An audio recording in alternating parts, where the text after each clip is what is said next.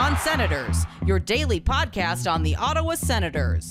Part of the Locked On Podcast Network. Your team every day. Welcome inside the 412th episode of the Locked On Senators podcast. I'm Ross Levitan in the heat of the desert in Paradise Valley alongside Brandon Pillar up in Collingwood. And, well, the Sens don't have much going on this week, off until Thursday when their former captain Erik Karlsson and the San Jose Sharks come to town. But that doesn't mean that we're taking a step off the gas pedal. Shane Pinto, the Sens' number 2 center, joins us on today's show. We'll get into his history. How close was he to pursuing baseball as a full-time passion rather than hockey? His time with the Nodak Sens and a whole lot more. And, of course, Brady Tkachuk made his debut at Sens practice. You could say it was last Friday, but he was rotating through all the lines. Now he's got his usual spot back as the number 1 left winger. But how does that shake up everything else? We'll get into that. Plus, we had too much going on yesterday, so we'll also get into how Sens prospects fared across NCAA and more. This is the Locked On Senators podcast, your team every day.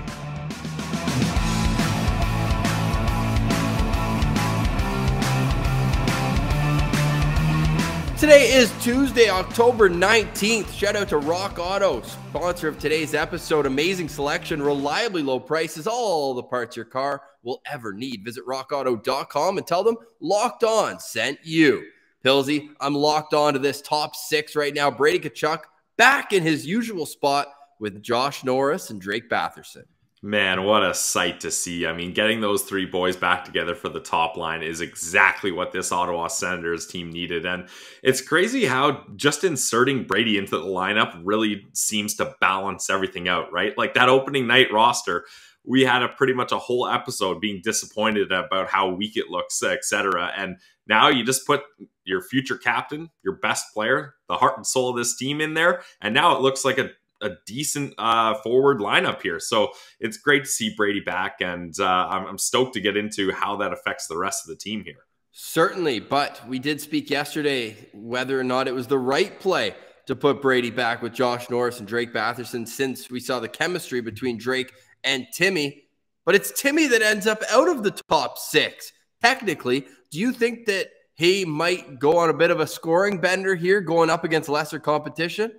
I like the move putting Tim into the third line, and only because I think this is a line that can be successful, right? Like if you're moving him down just because of default, Brady's in, next guy goes down, then I don't know if I necessarily like it, but I really see a fit here with him and Tierney and Formanton. Like, Ross, I know you hate to say it, why put 2 of the fastest players with the slowest centerman? And yeah, that might be fair, but getting Formanton and Stützle together, I think having those 2 guys flanking on the wings with their speed is going to make things easy for Chris Tierney. And we've given a lot of love to Chris Tierney lately. He's been hot, so why not put him with 2 fast, young players that can score? So I don't mind the move at all, and especially it allows DJ Smith to keep that identity line together of Nick Paul, Shane Pinto, and Connor Brown, because it is important to have a shutdown line when you're a team like the Ottawa Senators with a lot of young guys and a lot of skilled offensive young guys that maybe aren't always so focused on defense. So it's good to have a line where you know you can put them out there, and keeping the puck out of the back of their own net is probably their number 1 priority in that shutdown line.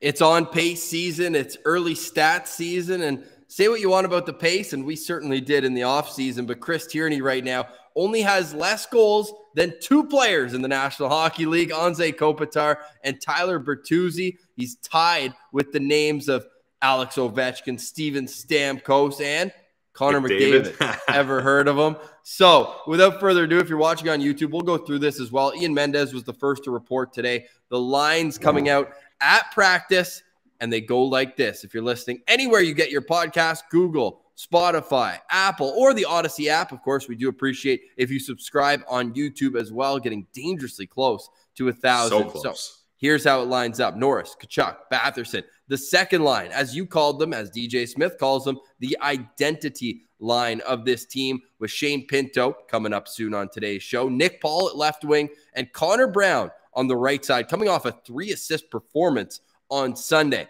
The third line, I say in quotations, is Chris Tierney with Tim Stützle on the left side, And with Brady coming in on the left, they decided that it was Alex Formenton, who only had 2 shifts in the third period in Sunday's game. He goes over on the right side, and then the fourth line is Shaw, Sanford, and Ennis. A little surprising, Parker Kelly seems to be the odd man out of that forward unit. On defense, nothing changes from Sunday. Shabbat, Zub, Delzato, Zaitsev, and Nick Holden with Josh Brown. But let's focus on Alex Formenton for a second, because as I mentioned, only 2 shifts in the third period against Dallas.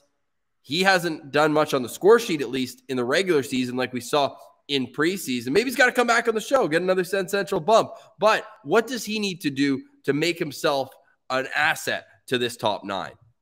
Well, I don't know about you, Ross, but did you see any particular reason why he was sent down in the lineup? Like, was there like big mistakes or anything like that? Like, maybe I missed it, but I didn't see anything that warranted him dropping down in ice time so much. So I don't really know what to say to that. Like, I think maybe just things weren't meshing and DJ just thought other lines, other players were hotter. Maybe that's the case. It wasn't a case of Alex Formenton doing something bad. It's just other players playing up. And I can certainly see that with the way Parker Kelly was playing. We highlighted Zach Sanford has been playing decent as of late. So maybe that's the issue there. But having Formenton move to the right side is going to be very interesting. Like, can you recall him playing the right side in Belleville at all? I can't really think of any time he did. So this will be a major adjustment for him. But when you got a guy like Timmy on your line, I think you're willing to make some adjustments to make that work, because that's a player who, and we've talked about it, has had a lot of grade A scoring chances that just hasn't been able to capitalize on them.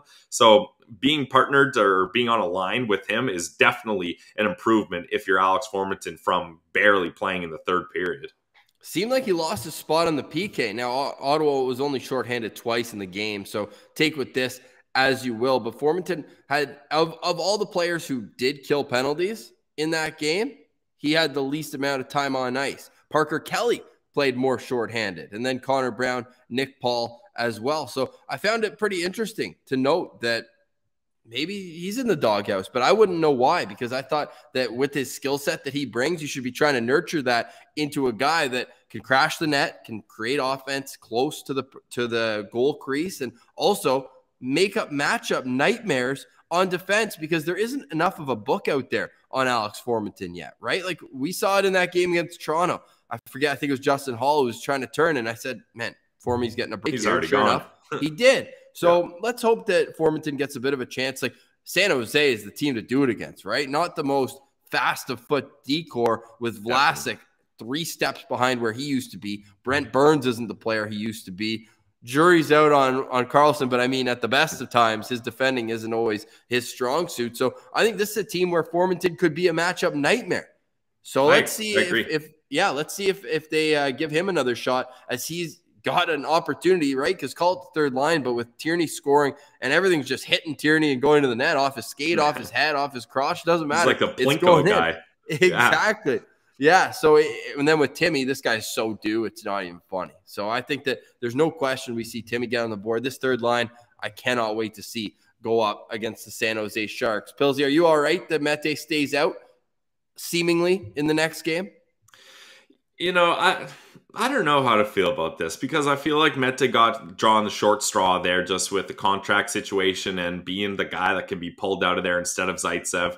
But also, hey, it's not like he did things that made me say you got to get him back in the lineup either, right? So it's kind of teetering on the edge here. And if you're DJ Smith, you're going to give a bit of benefit of the doubt or a longer leash to a guy like Michael Delzato, especially after you probably had a really tough conversation with him, sitting him in the home opener after he signs a 2-year deal and choosing to come to Ottawa. So I think maybe this is just DJ Smith being like, all right, Delzato, we're going to give you a little bit more time here, because really we didn't give you a fair shake at the start. I'm just assuming here. Maybe that's the situation. So, and we know DJ Smith tends to lean towards bigger, more physical players rather than smaller puck-moving guys, which Mete obviously is. So I think maybe that's the reason why it's there. And I didn't love Delzato's game, but also I didn't hate it. So it's one of those things where I'm going to need a little more time to really put a stamp on what I think of MDZ here in this lineup. Yeah, that's fair enough. At the same time, like, Artem Zub did not have his best game on Sunday either. I'm just looking. Advanced stats alert. Advanced stats alert. We got some Corsi numbers, and this is, of course, even strength shot attempts for when they're on the ice. When Artem Zub was on the ice, Ottawa took 8 shots and Dallas took 25 shot attempts. Oh, damn. I thought it was going to be high teens. Damn. Only Parker Kelly was worse. And I don't know, maybe the Sens are looking at this. Who knows? But when Parker Kelly was on the ice in 7 minutes and 25 seconds, 3 shots for and 12 against for a 20% Corsi. And then you look at the other end of it, Nick Paul, great game for him. We talked about how he bounced back on yesterday's show. He was on the ice for 23 shots for and only 11 against. Connor Brown, 22 for, 12 against, and Shane Pinto, 21 for and 16 against. But so these are shot attempts, right? These are shot attempts. Exactly. Yeah. At 5-on-5. So at even strength, 5-on-5. So I think that this might play a role. Just the defensive reliability you get from Pinto, Paul, and Brown, that's one thing. But if they're on the ice and putting up that kind of lopsided numbers, this is the kind of line you can match up against anybody in the league. And I'm ecstatic. I think that the way they're shaking this out, I'm talking myself into it. I still would have liked to have seen a world where Batherson and Stützle could play together. But did you see the power play they're practicing right now, Pilsy? No, let's see it. Who they got? It's Tkachuk, shocker, right in front of the net. Then you've got Timmy, Drake, Norris, and Stützle. Or sorry, I said Timmy. I'm pulling it up right now. It was Sylvain Saint-Laurent this morning who tweeted it out. But I feel like I'm missing an absolute obvious one. Thomas Chabot. How obvious is that for that? So to say it more concise, Batherson, Norris, Tkachuk, Chabot, and Stützle. Is that good? Those guys are going to absolutely cause havoc on the power play. And it's a power play that's starting to produce. Hey, Pilsy, you mentioned it yesterday's show as well, that these guys are starting to find their rhythm. Yeah, and that's great. And I really think Stützle, like, if you're looking for a Levy lock, I would say Stützle scoring up against San Jose is going to be a Levy lock. Like, putting him in lower. Is this a revenge game? Yeah, hell yeah, it's a revenge game. Hell yeah. For a couple players, that's for sure. Oh, and also just while we're on this topic of the San Jose Sharks, I just want to clarify the video clip we had yesterday. There was a bunch of replies saying this would be so disrespectful to Karlsson and all that. I'm not trying to disrespect Karlsson at all. That's not what I was saying. I was more implying like a little bit of a GM kind of rivalry gamesmanship, kind of like Carolina and Montreal situation, right? I wasn't trying to say, let's embarrass Karlsson here. That is not what I was trying to say at all. So I just want to clarify that. I can see how it'd be a ricochet to Karlsson if the Sens did do that, which I don't think they would do. But yeah, I just want to clarify that is I wanted to more build a GM rivalry because the Sharks and Sens have had some of those moments. They did right when Doug Wilson flipped Mike Hoffman right back to the Eastern Conference. So, yeah, from that standpoint, I don't mind That's what I'm saying. Like, there's definitely some ground to stand on for these two GMs to kind of stick it to each other a little bit. Pilsy, let's enjoy this as well while we can. And you got to think Brady only helps the cause. The Ottawa Senators right now, 6th in the National Hockey League in power play percentage. They've rocking a 44% on the man advantage. So you'll have to see that again, early days in the NHL season. However, the Montreal Canadiens still do not have a win. Thought we'd throw that in there. Speaking of the Montreal Canadiens, of course, Cole Caufield, Shane Pinto. We're going to try to make a little bit of a rivalry here. We'll see if Shane bites or not. We're also going to get into his upbringing around the game of hockey, or should we say baseball. This is a guy whose parents were both baseball, softball players. His sister plays softball as well. When did he get the passion for hockey? How did it come up? We'll get into all that. Plus, Tyler Boucher scores his first NCAA goal. Ridley Gregg keeps dominating the WHL. Stay tuned for all that after a word from our friends at Bet Online. Bet Online is the #1 sportsbook of the Locked On Podcast Network, and 'tis the season, right? You got baseball playoffs, football is underway, and the National Hockey League is right on cue. So, with that said, if you go to betonline.ag right now, use the promo code LOCKEDON, gets you a 50% welcome bonus on your first deposit. It's that easy. Promo code LOCKEDON at betonline.ag. Whatever you put in. If it's $200, bingo, bango, bongo, $100 right there in your account. Pilsy, hit them with your parlay of the day. All right, Ross. Well, as you guys know, the parlay of the day has not yet been successful. We're kind of going the Montreal Canadian route here with no wins and just a bunch of losses. But I'm going to try a different strategy here, Ross. I think my parlay today sucks. Like, this is not going to win at all. These picks are garbage. Really, I think if anything, the opposite is going to happen here. So this is what we're going with today. I'm taking the LA Kings plus 125 money line. Again, crappy pick, probably not going to happen. New York Islanders up against the Chicago Blackhawks. The Islanders haven't won a game all season, neither of the Blackhawks. So this is a coin flip. So who cares how this goes? And if you put those two in a parlay, bet $10, you're going to win $30.79. Probably won't happen though. It's Pillsy's parlay of the day, so it's just a complete mush. So fade it, hit it if you want, whatever. I'm trying to just be a little more relaxed about this and not be so tense about getting my first win here. So whatever happens, it happens. But Ross, as you're about to tell these good folks, it's not about all the wins and losses up against each other. It's about getting in on the action. So don't sit on the sidelines, get in the action, and don't forget the promo code Locked On to receive a 50% welcome bonus on your first deposit. It's Bet Online, your online sportsbook experts. And guys, when you're betting parlays, you need more than just one channel, more than just one TV. Because a parlay, you got to bet 2 games at the same time. You got to have 2 things going on or more. Maybe when I start getting a little more confident, I'll get some 3-game parlays in there to really bump up those odds. But for now, we're sticking with 2 games, and you want to make sure you can watch both those games. You don't want to have one membership or login that lets you watch certain games and one that the games are blacked out. No, forget all of that and get your TV together with Direct TV Stream. No more juggling remotes. No more juggling passwords and trying to remember your neighbor's best friend's login information. You don't need to do that. Get Direct TV Stream. It brings your live TV and on-demand favorites together like never before. So you can watch your favorite sports, movies, and shows all in one place. Get rid of the clutter. Get rid of the confusion and get your TV together with Direct TV Stream. You can learn more at directtv.com. That's directtv.com. Compatible device required. Contents vary by package. Check it out today, guys. Direct TV Stream at directtv.com. All right, here he is. Senators forward, Shane Pinto.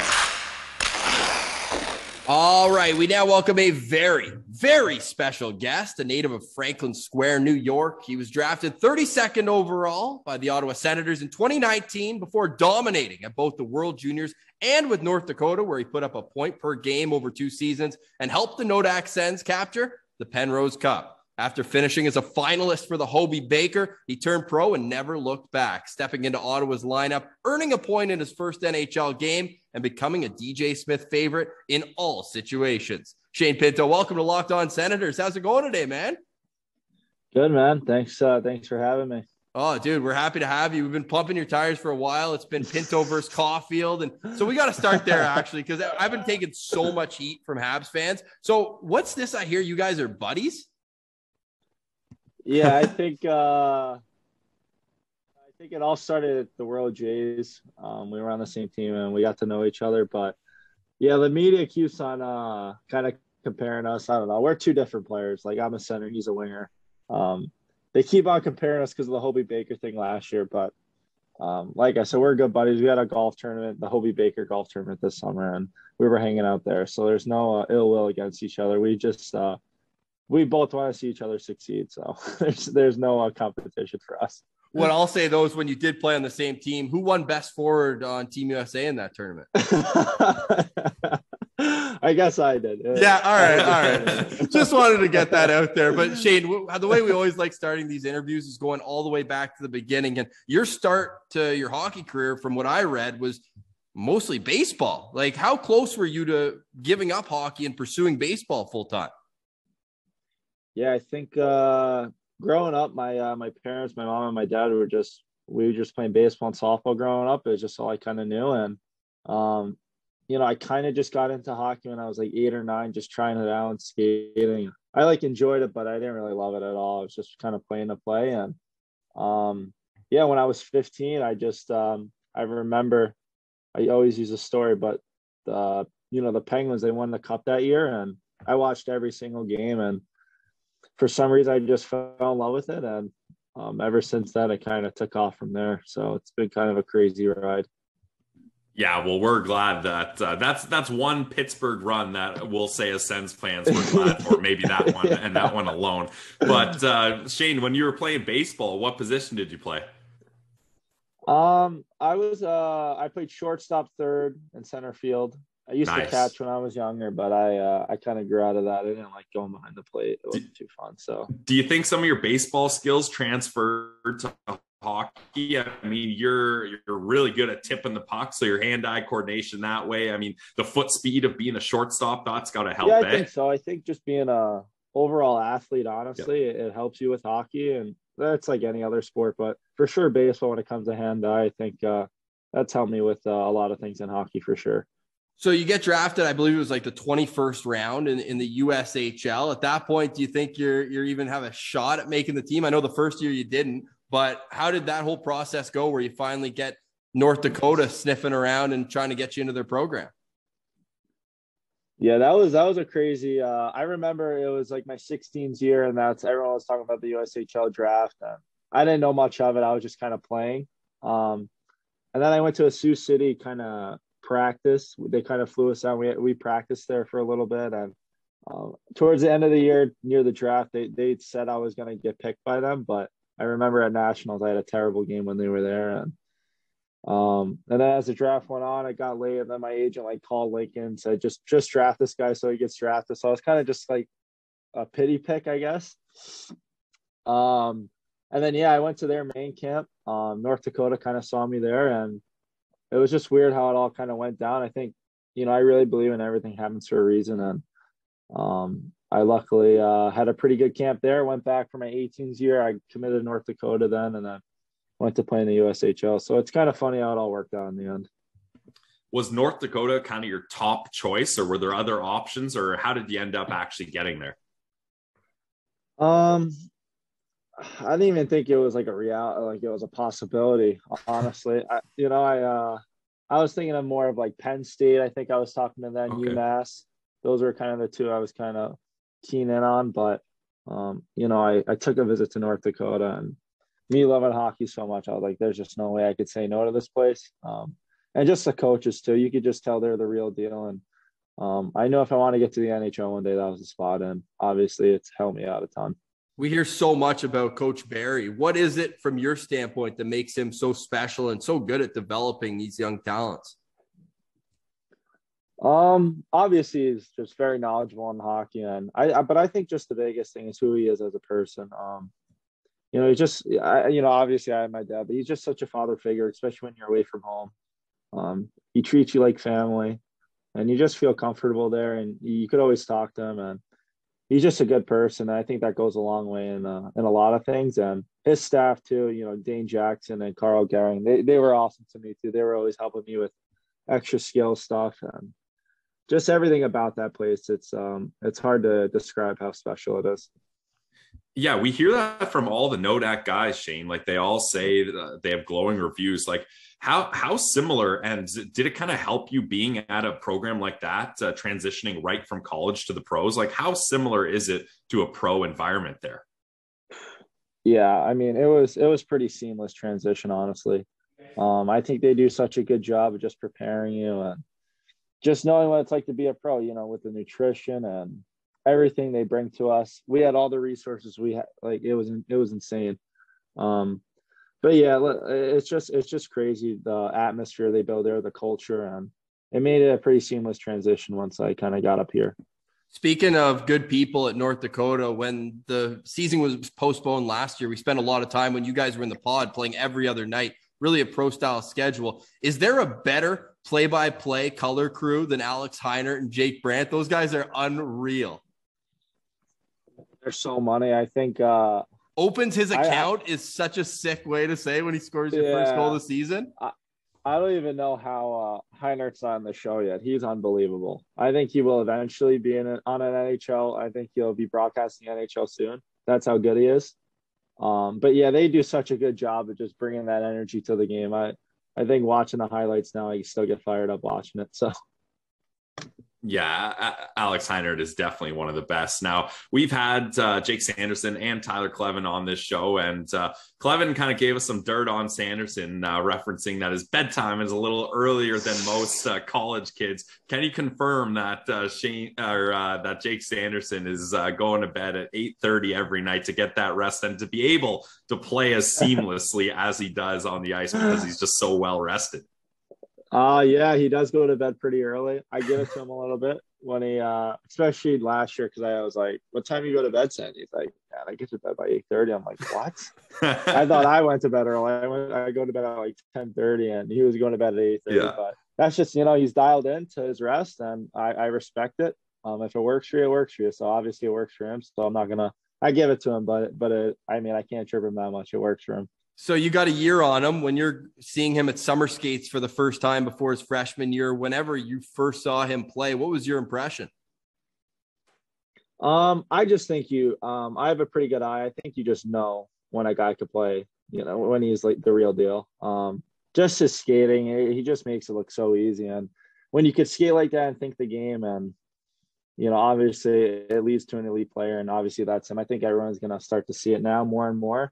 I thought last year, you could see his offensive game keep growing and growing, and it's only going to get better. He's still 19 years old, and the sky's the limit for him. Honestly, I think once he comes here, it's only going to make us so much better, and I'm excited to see what we're going to be in a few years. It's going to be pretty fun to watch for sure. Oh, it's going to be sick. Well, I'm sure you saw him before the draft, right? Because it got pushed back to October. So when you're sitting there, you see the Sens already take Timmy Superstar, as we call him, 3rd overall. Are you just sitting at the edge of your seat hoping that Jake Sanderson's name gets called? Because JBD must have been there too at that point. Yeah, I was really happy. I think there was a video of me getting up, and I was pretty fired up when he got picked. It's just funny because I kind of put in a word to our development guys, our player development guys, to be like, guys, this kid works his bag off. He's the real deal. Obviously that has nothing to do with it, but I just want to let him know what kind of character he had, and I'm just happy we got him. He's going to bring a lot to this organization, obviously. So, but like I said, you have to enjoy college and let him have his time in North Dakota, because it's definitely special. So let him enjoy that for sure. Yeah, definitely. And I mean, you get to see Sanderson get drafted by the Sens, and then not much later, you got another guy at Nodak. And then how stoked are you when you got Sanderson coming to the Sens too, and then Clevin as well, when it's already you and JBD? Like, you guys, that must have been all time when Clevin gets drafted, and you guys are like, we're all Sens prospects. We're coming back to Nodak. We're going to dominate. Yeah. The Ottawa CU, the Clevin told us you guys call it themselves. You know what's funny? I remember it was the second day of the draft, and we were just all in like the lounge, us and the guys. We were just playing ping pong and stuff, and we knew Clem was going to go like 2nd or 3rd round. Yeah. But the Sens traded up for that pick, and then we were like, "There's just no way they picked Clevin right now. Like, there's just no way." And then it turned out they did, and we were just all in disbelief. But it's crazy how it worked out. It's insane, but I think it just shows you how much trust they have in North Dakota as a program, and Brad Bubs, as I call him. I think it just shows what kind of development path it has for those guys, and I think it's just going to get bigger and bigger, especially the college. I think that's kind of showing up more and more in the NHL. Yeah, and when Clevin got drafted, everyone was talking about maybe the offensive ability wasn't quite there, but we saw him go off the board, spin around guys. Like, can you talk about the development of his offensive game? Because he's more than just like a shoot, like put pucks on net from the point. This guy could really play with the puck. Oh yeah, no, I think that's pretty underrated. I think everyone thinks obviously he could hit. He's an unbelievable. He's physically strong, but he has skill to him. I don't think many people realize it, but he's got some mitts on him. He's gonna surprise a lot of people, and he has an absolute missile of a shot. So, have you seen anyone hit consistently as like hard and as mean? Like, that guy hits to put guys through the boards. Yeah, it's insane. I mean, everyone thinks it's easy to hit guys as hard as you can, but it's a skill. It really is. I mean, it's not that easy to line guys up like that. So it's pretty impressive the way he hits guys. So it's probably before your time as a hockey fan, but the Sens, when they made their Stanley Cup final run, they had a player called Anton Volchenkov, and he was very similar. He just hit everybody and everything, and his nickname was the A-Train. So we call Clevin the K-Train because he's right on that same track. And if you're on the trolley tracks, you're going to be looking up at the rafters pretty soon. Yeah, you do not want to be on those train tracks for sure. So after it's you guys, scary. we got to ask you about the 5 OT game. I know it's probably an open wound still, but like going in the dressing room afterwards, was it Sanderson who told us people were hitting IVs and the Diet Coke? Mustard packs. That's what it was. Everything. How did you stay locked in? Because you played 50 minutes? Yeah, that was insane. I think we were laughing after every overtime. We were like, what is going on? Yeah. Right now? It was funny, but yeah, we were drinking Cokes, eating mustard packs. I think me, Kawaguchi, and Adams got an IV pack between the fourth overtime. So it really didn't. I think they scored 4 or 5 minutes in. So it really didn't. I did feel a difference though once I got the IV. My legs were kind of back, but that game was insane. It's so tough how it ended. It's tough to think about, honestly. There's so many posts, but yeah, it was definitely a cool experience. I mean, you gotta kind of laugh at it when you look back at it now. Yeah, I mean, it was exciting for us to watch the longest game in college history. So you guys definitely earned a break there. Now, after that ends up being your last game at Nodak, did having it end like that kind of affect your decision at all to go pro? Like, was part of you because I know after your first season, you guys really felt like, hey, we got done dirty with the season ending early. Yeah. We got unfinished business. That was kind of the term. And did it feel like after losing that game and coming so close that you still had unfinished business, or what went into your decision to move on to go pro after that? Yeah, it was tough, honestly. It was definitely back and forth. Me and my parents were kind of giving the pros and cons of everything, but deep down, it was so hard to leave that place. I didn't want to go back and kind of have the full college experience again because, we had the bubble and it was a mess last year, honestly, with COVID. So it was hard to kind of enjoy that whole experience. That was going into my decision, and obviously losing like that, I'm like, maybe one more year, come back and it's tempting. It's got to be tempting, especially with the team they still have. They're still good, right? Yeah, and it was definitely tough, obviously. But I think, when there's a certain window of opportunity, I thought, there wasn't much of a better time for me to kind of step in and kind of, take that opportunity and try to run with it. Obviously, I'm still, working hard and doing my best to do that. But I thought it was just the right timing, and I felt like I was ready personally. I believed in my abilities, and I thought that was the right choice at the time. And it was for sure. I thought I was ready to go for sure. 100%. It gave Sens fans a little panic though, because you signed the day after JBD, right? So everyone was expecting the two to come at the same time. Yeah. How much did you and JBD chat about that throughout the process, that week or so after the season? Man, that's the thing. We didn't really talk much about it. We were just trying to, hang out with the fellas, enjoy as much as we can. Because after the season, we were all hanging out and trying to kind of decompress from that. It was a crazy couple months. So we were just trying to hang out with the boys, have fun with them. So we didn't talk much. Obviously, when he signed, I was kind of talking to him about it. But it was our own decisions. We were, obviously we're on our own paths, but we kind of bounced ideas off each other. But ultimately, we ended up doing it together, and then we traveled here together, quarantine. So that was definitely a funny experience to go through it with him. Yeah, long wait, but then you step out on the ice, and it doesn't take long. Your first game, you get your first National Hockey League point. Take us through that play. Man, honestly, it was probably the easiest point I've ever gone. I just won the drawback, and he just fired it into the nets. Wait, you can win draws? 18 for 18 in that game last year was absolutely insane. I don't even know how that happened. Obviously, it's a different level now. I have to get better at it, and I will. I think it comes with time, and getting bigger and stronger. But it's only going to come in time. But yeah, no, I remember that 18 for 18. I don't even know how that happened. Honestly, it's just weird how not one hit off like a usually one hits off like the ref's foot or like a 50-50, like especially with 18 draws, like something's bound to happen at 18 times. Like, that's what I mean. Like one bounce, like I I didn't even realize it during the game. I was just trying to win as much as I could. But yeah, that's obviously cool to do. But yeah, that goal was that point was probably one of the easier ones of my life. So when you step into the Sens lineup from the year that you got drafted, the Senators obviously in a rebuild, wins few and far between, especially in that 1920 season. You know that the Sens record with you in the lineup is 11-2-1. So the NHL must be pretty easy, hey? No, it's definitely not easy. I'll tell you that.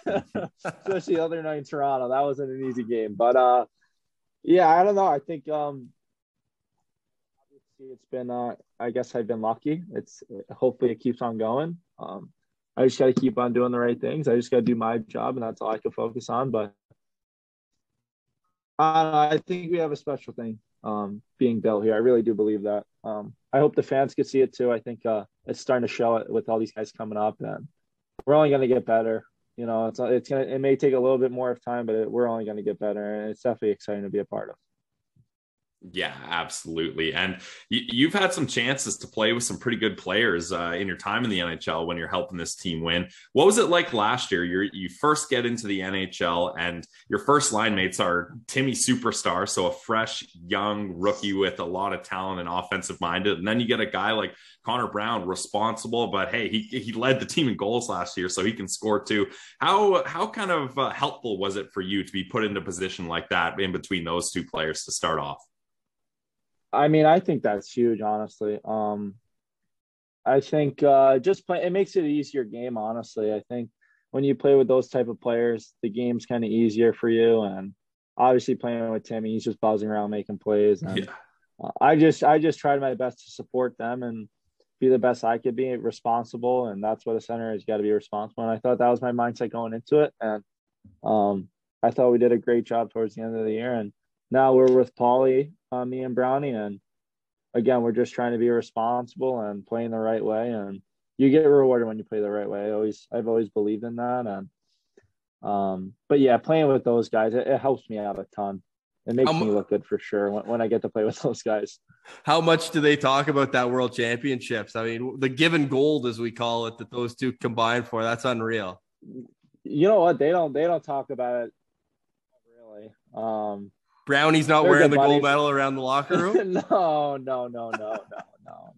That would be tough. But yeah, they don't really talk about that, but they always have good chemistry. You know, they're always talking and trying to figure things out. So I'm kind of picking their brains and kind of seeing what they have to say. Just like I said, just so I could support them and be the, best center I could be for them. Yeah, and you have a little bit different of a role, or at least it's more defined this year. DJ Smith often calls you, Nick Paul, and Connor Brown the identity line, right? I'm sure you've heard that as well. What's it like having the mindset of knowing that you're kind of used as the shutdown line up against other teams' best offenses? Like, is that a challenge, like defensively, that you love to take on? I love it. I mean, I think it just Paulie and Brownie, they're trusted so much by DJ, obviously. I mean, that's a given because they're just so responsible, and just be added into that mix. And I think it just kind of shows the trust he has. Yeah. I think it's awesome. I mean, whatever I could do to help the team win, that's what I'm going to do. I think it's good to be versatile and do whatever it takes to win. And obviously that's my job right now. So that's what I'm going to continue to do. Love that. And penalty killing, of course, I was a part of your repertoire since day one, but now being used on the second power play unit as well. I got a final question for you, Shane, and really appreciate you taking some time with us today. It's great to get to know a bit more about your background and that sort of thing. Now that it seems like it's Ottawa or bust. You don't even know where Belleville is, let alone have to play there. But no, so your first NHL goal, you get it on Jake Allen. And I mean, talk about making a good impression. We joked, I should say, at the start about Pinto versus Caufield. Well, you're like a point per game against the Montreal Canadiens in your time against them. But your first goal against Jake Allen, how did that come about? Take us through that play. Yeah, I remember, I think it was like my 9th game in. obviously coming in. I was just I wanted to score bad, honestly. I was like, Jesus, like, come on, when is this gonna happen? Obviously it's not easy to score in this league, so I wasn't taking it too faint to heart, but I was like, come on, let's get this going. And I remember that game. I felt good out there, and you know, it was just like a forecheck play. Brownie got it, or Timmy got it. I think he fired up to the point, and Zuby shot it. And I just told myself, get to the net, and luckily it just landed right on my stick. And I remember throwing it pretty hard into the net just to make sure it went in there. But yeah, it was awesome. Obviously, I wish there was fans and my family there. That would have been pretty cool. But either way, just to get your first NHL goal, everyone says it, but it is a dream come true. Honestly, it's pretty sweet. Yeah, you were trying to put that puck through the net, not in the net, not taking any chances. And as a Senator, like, getting your first goal up against the Montreal Canadiens, that's a nice feather in your cap too. So definitely good on you there, Shane. 3 points in 3 games. 3 points, 3 games against Montreal. Just for those categories. Now, final question for me again. Thanks for joining us today. Really appreciate that. And it's a question that at least I didn't hear the answer for when I forget when it was, but Igor Sokolov was mic'd up on the ice. And as he was skating around, he just yells at you, "Hey, are you a dog guy, Pinner?" And then we didn't get to hear your answer. So are you a dog guy, Pinner?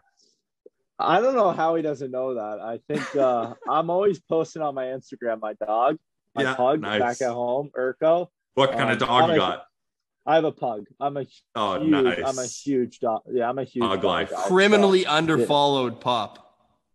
Yeah, it's crazy. I think he only has like 100 followers. I gotta start putting him out there more. Nice. Hopefully he gets more of a following. But yeah, I'm definitely a huge dog guy for sure. All-time display picture if you're watching on YouTube right now. The pug, the myth, the Urko. Pinner, great way to end that off, man. Really appreciate you taking some time with us today. And we look forward to all your success, man. We know it's only going to be better and better from here, buddy. Thanks, boys. I appreciate you having me, all right? Stick taps to Shane for joining us. Really appreciate that. Make sure you're following along with his career because it's only going up. To the moon, you could say, for Shane. Or at least higher than Caufield, wherever that bar is. There you go. Well said, Pilsy. Okay, speaking of prospects and Pinto, I'd say he's graduated from one. No more riding the bus for Shane Pinto, although I'm sure Nodak probably flies charters. Honestly, yeah. But if Shane is driving and something goes wrong with his car, you know that he is calling Rock Auto. RockAuto.com is a family business that serves auto parts to customers online, and they've been doing it for 20 years, literally since the year Shane Pinto was born. Go to rockauto.com and shop for auto and body parts from hundreds of manufacturers. I'm talking engine control modules, brake parts, tail lamps, motor oil, even new carpet. And whether it's your classic or daily drive, get everything you need in a few easy clicks delivered directly to your door. The rockauto.com catalog is unique and remarkably easy to navigate. Quickly see all the parts available for your vehicle and choose the brands, specifications, and prices you prefer.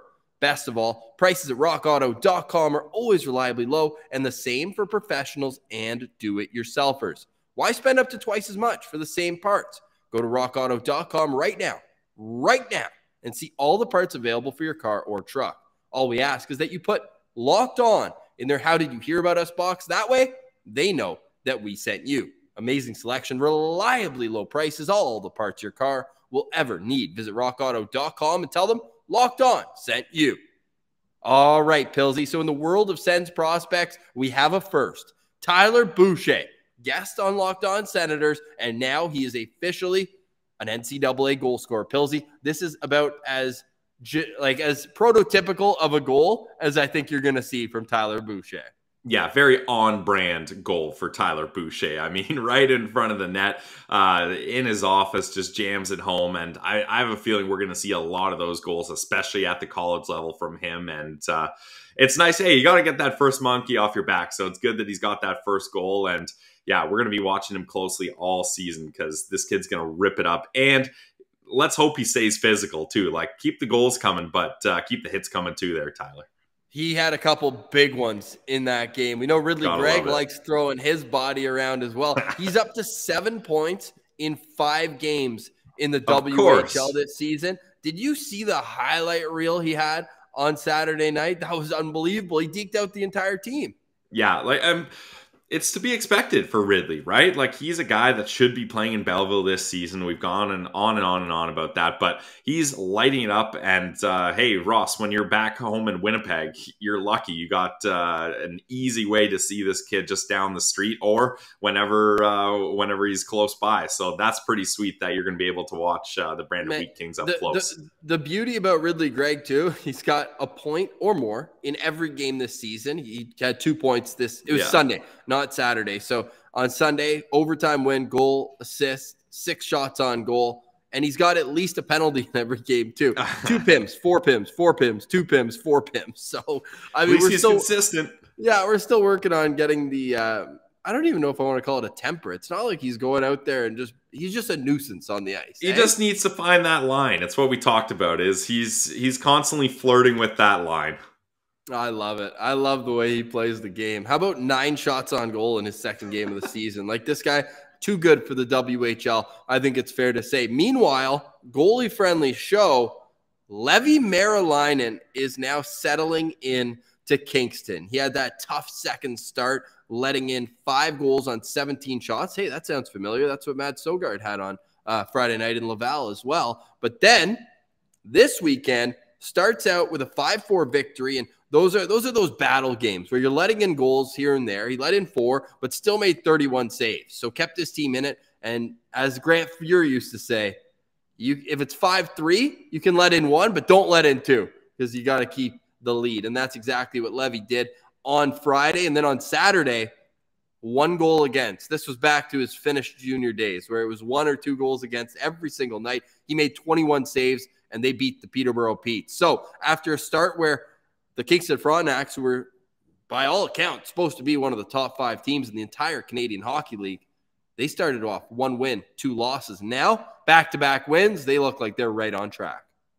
Yeah, good for Levi Merilainen there. Now a 3-2 record for the Frontenacs there, so that's always good. And hey, shout out Carson Latimer as well. I'm on Sens prospect page, and of course, you know, he keeps everyone updated. And he scored his first goal of the season and was named the 3rd star, even though they did lose that game. But he scored the only goal, and it was a good play. I'm watching it now. He's just jamming away in front of the net, and he gets the loose puck and bangs it in. It doesn't matter how you do it. It's just the fact that there's another guy that's just going to have good net front presence. I don't think probably the same as Brady and Tyler Boucher, but he's showing he's willing to go into those dirty areas and get those greasy goals.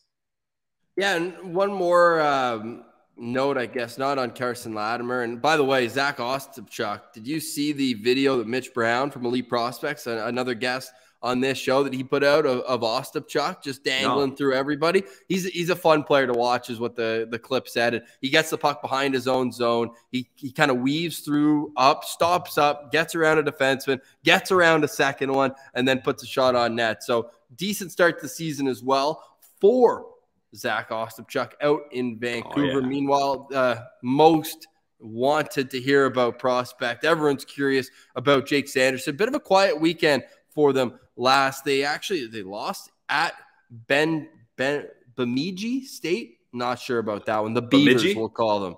Yeah, exactly. So they win on the road and then at home lost in overtime. So they got some catching up to do. They're up against a tough opponent, number 7 ranked Quinnipiac next weekend, October 22nd and October 23rd. So we'll keep an eye on Sanderson and Clevin and the Nodak Sens, Shane Pinto's alma mater as well. So lots to keep our eye on as things ramp up here. We thought we had a good one tomorrow, but we're gonna have to wait for that. We do have lots planned throughout the rest of the week. We're gonna revisit the Erik Karlsson trade, and not just the base level that people do. Oh, the Sens won the trade. Look at all they got. I want to dig in a little bit to what's happened with Erik Karlsson since leaving Ottawa as he makes his second return to our nation's capital. And then, oh yeah, we'll go through all the pieces that came back. Check it out. All Speaking of which, pieces. Zach Ostapchuk was the final piece from that trade, thanks to Karlsson re-signing in San Jose. So we'll get into all that tomorrow. Hope you enjoyed our interview with Shane Pinto. For today, we say goodbye. For Brandon Pillar, I'm Ross Levitan. This has been the Locked On Senators podcast, your team every day.